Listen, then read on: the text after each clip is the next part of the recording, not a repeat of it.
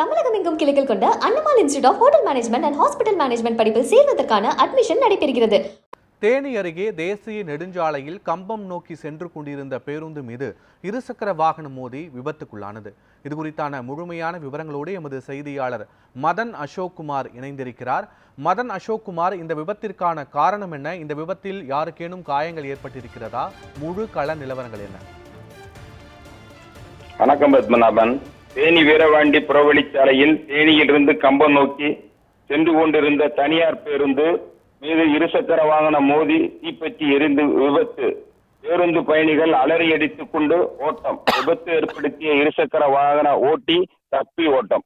மதுரையிலிருந்து தேனி வழியாக கம்பம் நோக்கி சென்று கொண்டிருந்த தனியார் பேருந்து வீரவாண்டி புறவழிச்சாலையில் வேலம்மாள் பள்ளி அருகே சென்று கொண்டிருந்த பொழுது எதிரே இருசக்கர வாகனத்தில் கொண்டிருந்த நபர் ஒருவர் நிலை தடுமாறி பேருந்து முன் பகுதியில் மோதாமல் இரு சக்கர வாகனத்தை மட்டும் விட்டுவிட்டு தவ்வி வேலி பக்கமாக சென்று விட்டார்.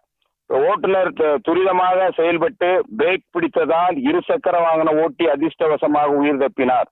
ஆனால் இருசக்கர வாகனமும் பேருந்தும் முன்பகுதியில் மாட்டிக்கொண்டு பெட்ரோல் டேங்கில் இருந்து தீப்பற்றி எரிய துவங்கியது. பேருந்து பயணிகள் கருப்பு புகையுடன் தீப்பற்றிய நிலையில் அலறி அடித்துக் கொண்டு ஓட்டம் பிடித்தனர்.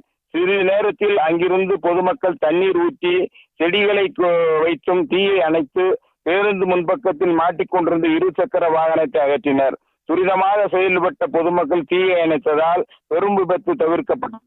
விபத்து ஏற்படுத்திய இருசக்கர வாகன ஓட்டி அங்கிருந்து தப்பிச் சென்றனர். கடந்த ஆண்டு இதே பகுதியில் இருசக்கர வாகன தனியார் பேருந்தும் முன்பக்கத்தில் மோதி ஒருவர் உயிரிழந்து பேருந்து முழுவதுமே தீப்பற்றி எரிந்த நிலையில் தற்போது அதே பகுதியில் மீண்டும் இந்த தீ விபத்து ஏற்பட்டிருப்பது குறிப்பிடத்தக்கது. வீரவாண்டி காவல்துறையினர் தற்போது இந்த விபத்து குறித்து வழக்கு பதிவு செய்து விசாரணை மேற்கொண்டு வருகின்றனர். பத்மநாபன், விபத்தின் காரணமாக பேருந்தின் முன்பக்கம் தீப்பற்றி எரியும் அந்த காட்சிகளோடு முழுமையான கள நிலவரங்களை வழங்கியமைக்கு நன்றி மதன் அசோக்குமார்.